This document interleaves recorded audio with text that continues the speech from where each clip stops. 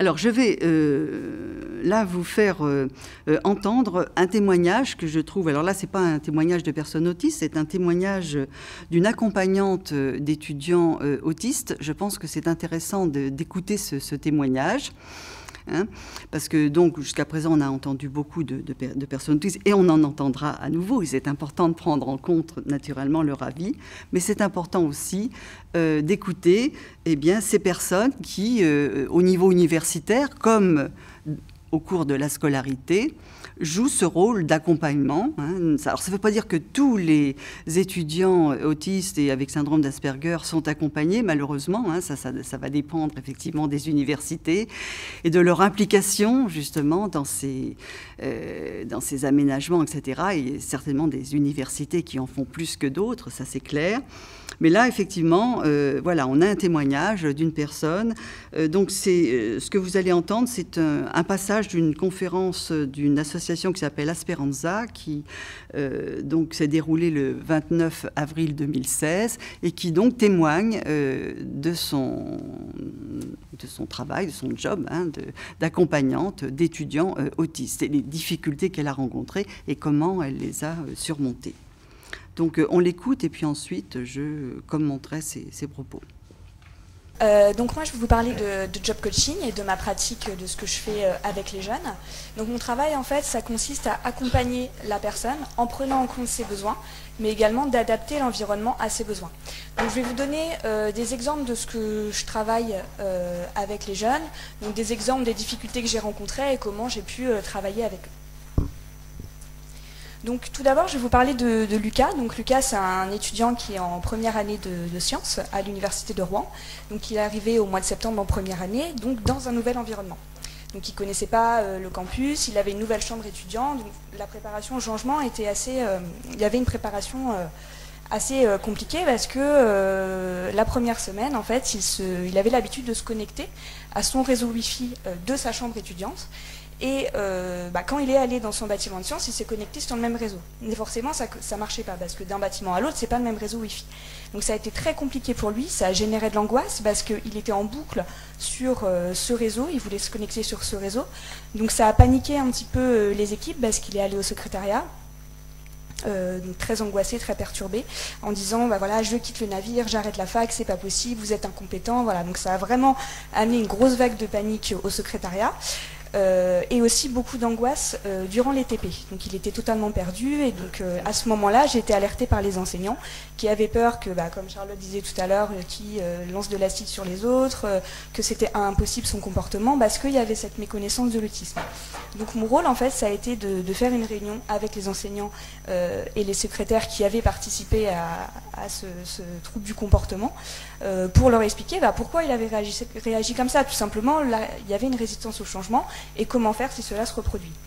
Donc aussi, par rapport aux angoisses qu'il y avait en TP, je l'ai accompagné en cours, tout simplement. Je suis allée avec lui en cours et j'ai vu ce qui se passait.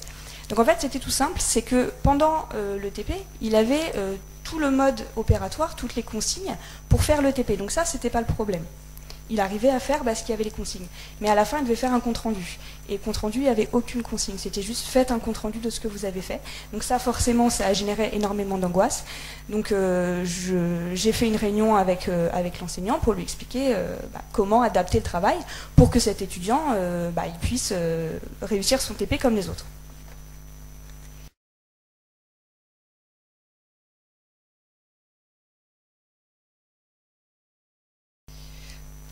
Donc parmi nos étudiants, on en a aussi qui sont en recherche de stage, ce qui est le cas de Jérémy, qui recherchait cette année un stage en mesure physique.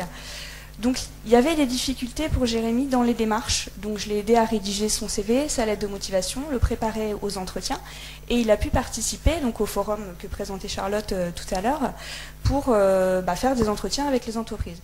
Mais malgré tous les entretiens qu'il a fait, il en a eu une dizaine, il n'a pas décroché le stage.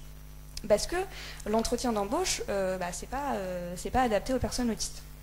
Malgré la préparation, j'ai discuté après avec une entreprise, l'entreprise Legrand, qui m'a dit, voilà, on n'a pas vraiment su qu'est-ce qui le motivait, ce qu'il savait faire, on n'a pas vraiment compris. Donc ce qu'on a mis en place, c'est une journée découverte métier, donc ce qu'on fait aussi à Handisup, pour mettre le jeune en situation, pour que l'entreprise se rende compte vraiment de ses capacités. Donc ça a beaucoup rassuré Jérémy parce qu'il a pu voir son environnement de travail, si jamais il était pris en stage, et rencontrer également l'équipe. Donc ça a été très rassurant pour lui.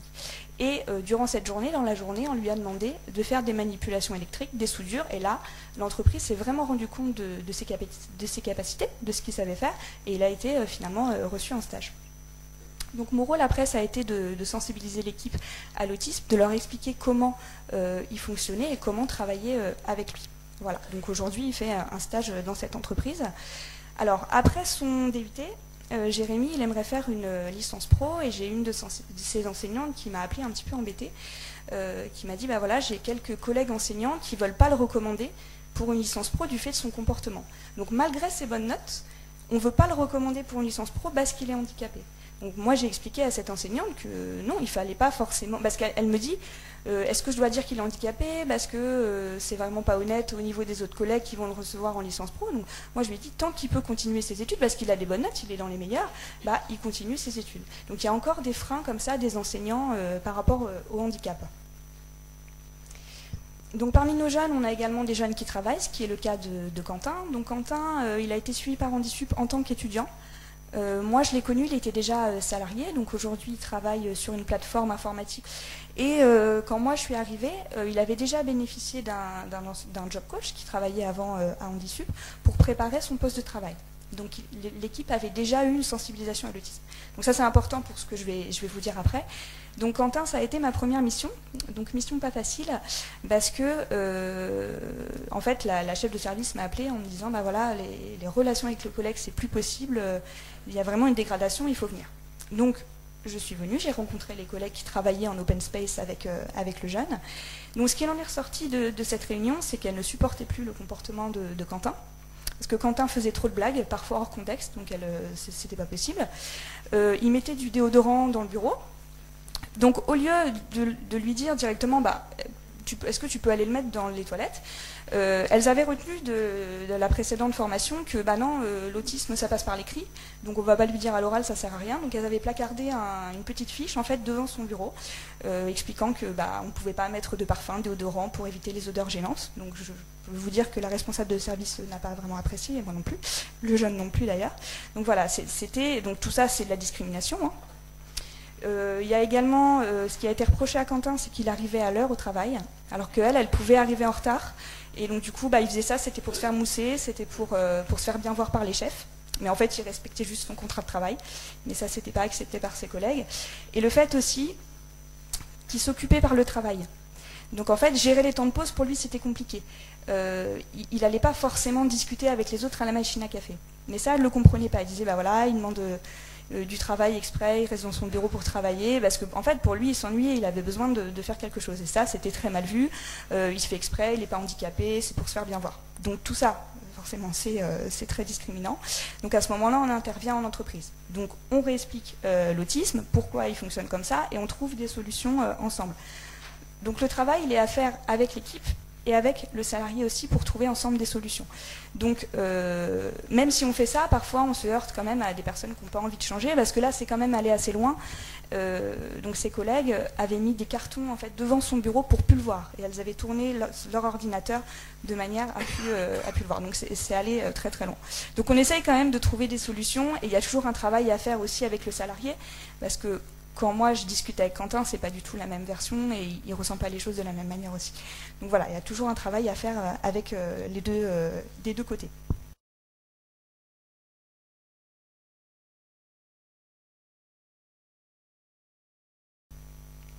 Le harcèlement scolaire n'est pas qu'au niveau des élèves, mais peut être aussi au niveau des enseignants. J'ai le cas de Nicolas qui est en école d'ingénieur, et en fait Nicolas, il a des bonnes notes, hein, ça c'est pas le problème.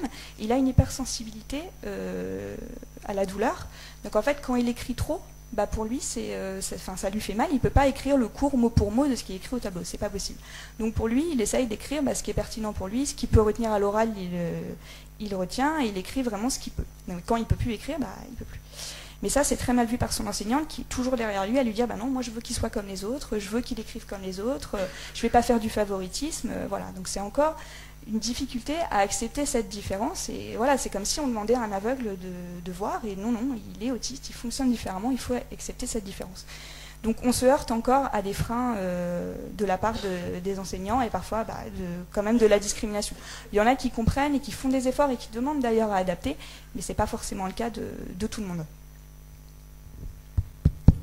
Donc en conclusion, il est essentiel de travailler avec le jeune en prenant en compte ses besoins. C'est toujours un suivi personnalisé, c'est jamais les mêmes besoins, jamais les mêmes difficultés, donc c'est ça qui est riche aussi dans le travail. De convaincre les enseignants, même si ce n'est pas toujours facile, et donc convaincre les entreprises. Donc pour les entreprises, Charlotte vous l'a présenté, le guide Simon, et actuellement on est en train de monter un film, Autisme et Travail, donc le titre n'est pas encore définitif, où on va filmer des étudiants, qui sont maintenant salariés, qui travaillent. On va les filmer sur leur poste de travail et récupérer des témoignages de leurs collègues, de leurs responsables, pour mettre à mal les préjugés comme quoi les autistes ne peuvent pas travailler et pour donner envie aux entreprises d'embaucher des personnes autistes. Voilà.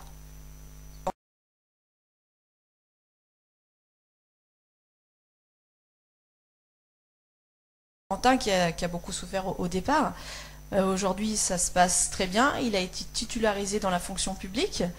Tout ça s'est arrangé et même il sera sûrement dans le film que vous verrez comme un exemple positif. C'est ça que je voulais dire en conclusion, c'est qu'on peut partir de situations très compliquées, des freins très importants par méconnaissance, et la présence d'un accompagnement rend les choses finalement ordinaires, et il ne faut peut-être pas stigmatiser les personnes qui l'ont rejeté, parce que je pense qu'il y en a beaucoup qui s'en se rendent compte, ont des comportements qui sont des violences pour les personnes autistes, et qu'avec un accompagnement qui est ponctuel, on peut vraiment réussir des choses.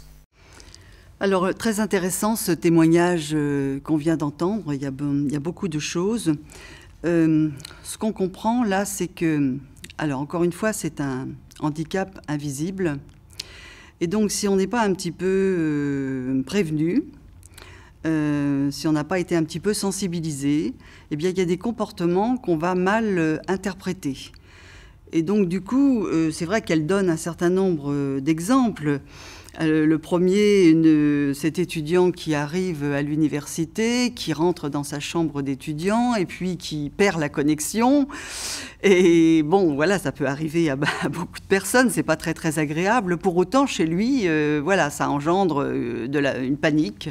Hein, et voilà, ça peut aussi se transformer en problème, en trouble du comportement. Où il est en TP, il est en train de faire un travail, donc il suit tout à fait le déroulement du TP. Puis à un moment donné, effectivement, on lui demande de faire un compte-rendu. Mais ça, c'est vrai qu'il y a certains enseignants, mais pas seulement à l'université, ça arrive aussi au collège, au lycée, qui donnent des consignes extrêmement vagues. Hein, et demander effectivement à un étudiant de faire comme ça, de rédiger son rapport, de faire un compte-rendu de ce qu'il a pu lire ou entendre, c'est quelque chose de trop vague. Il faudrait lui donner une consigne plus concrète, plus précise. Alors c'est vrai que c'est le genre de choses auxquelles l'enseignant ne va pas forcément penser, et surtout que l'étudiant qui se trouve dans cette situation, eh bien, peut très bien réagir de façon assez problématique, voire même assez violente chez certains. Et donc, du coup, voilà, ça va être mal interprété. Et c'est effectivement par rapport à ces erreurs d'interprétation du comportement de ces personnes dont le handicap est invisible que la présence là du tuteur ou de l'accompagnant est vraiment très important. Hein, parce que c'est l'accompagnant qui connaît bien cet étudiant qui va pouvoir expliquer aux enseignants ce qui s'est passé, pourquoi l'étudiant a réagi de telle façon, etc., pour lui permettre justement de faire une meilleure interprétation et du coup de pouvoir accepter et de mettre en place aussi les aménagements nécessaires. Donc c'est vrai que voilà, il y a tout un tas de petites choses comme ça, hein, c'est pas extraordinaire, mais des petits détails qui vont engendrer des problèmes de comportement chez certains étudiants et puis qui peuvent très bien au bout d'un moment aboutir à une exclusion. Donc c'est vrai que le rôle de l'accompagnant, là, il est vraiment essentiel. De toute façon, il est pendant tout le parcours hein, de ces personnes. Il a été au moment de la scolarité, depuis la maternelle jusqu'au lycée. On voit vois pas pourquoi, effectivement, arriver dans l'enseignement supérieur, eh bien, il faudrait arrêter cette aide. Alors, c'est pas forcément un accompagnement à temps complet, etc. Hein, ça peut être un accompagnement ponctuel, ça c'est important, cet aspect ponctuel, c'est-à-dire voilà, qu'il y ait des échanges entre cette personne qui connaît bien cet étudiant, hein, qui même au besoin, quand il y a un problème, va pouvoir venir dans la situation, observer ce qui se passe, et puis ensuite en parler avec l'enseignant de façon à résoudre le problème. Ça, c'est vraiment quelque chose d'important. Voilà. Et puis, il y a une chose aussi qu'elle dit qui me semble extrêmement importante, c'est au fond ce dont ont besoin ces enseignants qui accueillent ces étudiants autistes dans leur TP ou dans leur cours, c'est pas tant un cours savant sur l'autisme. Bon, si on peut leur donner un certain nombre de points de repère, c'est bien, mais ce qui semble le plus important, et ça elle le dit, et on verra, il y a d'autres professionnels qui le disent, c'est surtout de bien connaître, c'est d'avoir affaire à quelqu'un qui connaît bien la personne. Parce que c'est vrai, bon, on l'a dit, effectivement, il n'y a pas un autiste, il y a des autistes, il y a des profils divers, il y a des histoires diverses. C'est vrai que chacun a ses besoins propres. Et là, ce dont ont besoin ces professionnels qui accueillent ces étudiants, c'est pas seulement un cours général sur l'autisme, hein, c'est vraiment de mieux comprendre cette personne singulière. Hein, c'est-à-dire qu'au fond, il y a les besoins. Enfin, moi, je fais une différence entre ce que j'appelle les besoins spécifiques et les besoins singuliers. Les besoins spécifiques, c'est les besoins qui relèvent de la catégorie à laquelle on appartient. C'est des étudiants autistes. Donc oui, on a besoin d'avoir des repères pour comprendre l'autisme. Mais après, c'est aussi une personne singulière, avec son histoire, avec voilà, les aspects de sa personnalité qui sont forcément particuliers. C'est un autiste ou une autiste, oui, mais c'est aussi une personne singulière. Et c'est vrai que le professionnel qui accueille cet étudiant, il a besoin de rencontrer quelqu'un qui connaît cette personne singulière. Alors, c'est l'accompagnant, ça peut être aussi les parents à certains moments. Hein, ils sont évoqués, il y en a d'autres qui les évoquent parce que les parents aussi, ils connaissent bien naturellement, c'est leur enfant, donc ils le connaissent bien, et du coup ils vont pouvoir donner des clés, hein, à ces professionnels qui l'accueillent. Et ça, c'est aussi important que la formation, parce qu'on dit toujours, oui, ces professionnels, ils n'ont pas assez de formation, etc. Mais voilà, il y a formation et formation. Ce n'est pas une formation très générale dont ils ont besoin. Hein. Ils ont surtout besoin là, de clés, presque de recettes. Hein, voilà, quand ils se comportent comme ça, ben voilà ce qu'il faut faire, etc. Attention, il est sensible à ceci ou à cela. Donc c'est vraiment quelqu'un, ils ont besoin de quelqu'un qui connaît bien et qui comprend bien la personne qu'ils accueillent. Et ça, elle le dit très, très précisément.